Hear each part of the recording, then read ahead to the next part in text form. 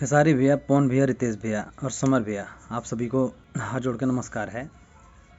आप लोग आपस में ही लड़ेंगे, आपस में ही आप विवाद करते रहेंगे आप लोग, तो हम लोगों पर क्या प्रभाव पड़ेगा बताइए। हम लोग छोटे मोटे कलाकार हैं, हम लोग जैसे तैसे करके एक गाना दो गाना निकालते हैं, हमारा मनोबल टूटता जाता है आप लोगों की वजह से। आप लोगों को ऐसे लड़ते हुए आपस में देखते हैं तो मेरी विनम्र विनती है कि आप लोग आपस में ना लड़ें और हमारे भोजपुरी समाज को जो है बचाए रखें, मैं यही कहूँगा।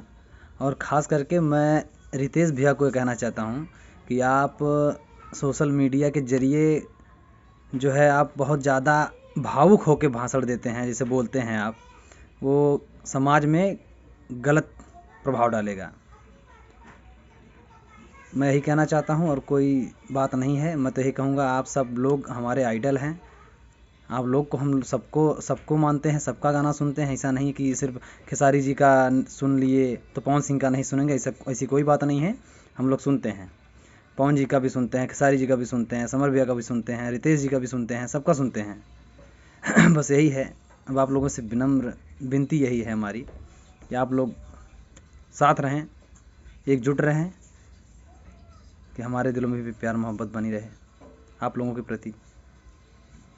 जय हो, जय हिंद, जय भारत, जय भोजपुरी समाज।